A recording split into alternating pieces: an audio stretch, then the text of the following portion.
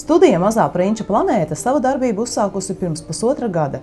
Audzēkņi pulcējas Ventspils mūzikas skolas telpās, bet piedalīties var ik viens bērns, arī tie, kas neapmeklē mūzikas skolu.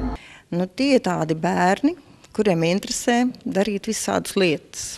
Dziedāt, skaitīt, tēlot, piedalīties kaut kādos priekšnesumos, izrādēs. To mēs arī darām. Es izdomāju, mums mūzikas skolotāji teica, ka it kā varētu būt interesanti, un tad mēs aizgāju.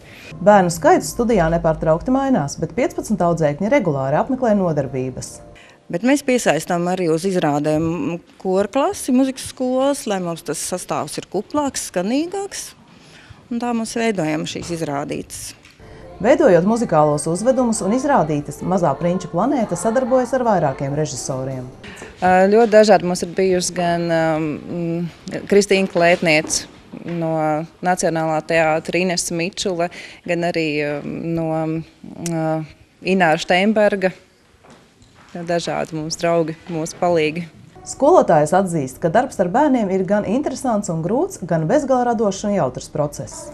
Marija studijā iesaistījusies jau no tās dibināšanas, un viņai visinteresantākais šķiet tas, ka nemitīgi jāstrādā pie jaunām izrādēm. Savukārt skolotājas esot jaukas, bet prasīgas. Viņas prasa no mums vairāk, nekā mēs tā spējam. Bet tas taču ir labi. Tas ir labi, mēs vairāk iemācāmies un tā.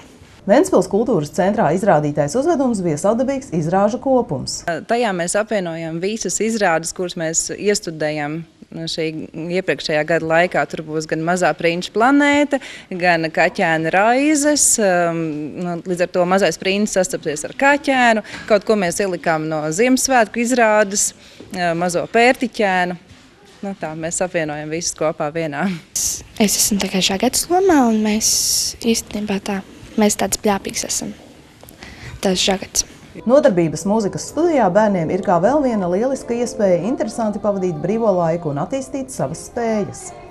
Solvita Demantīna, Žodziņš, Kurzemes televīzija.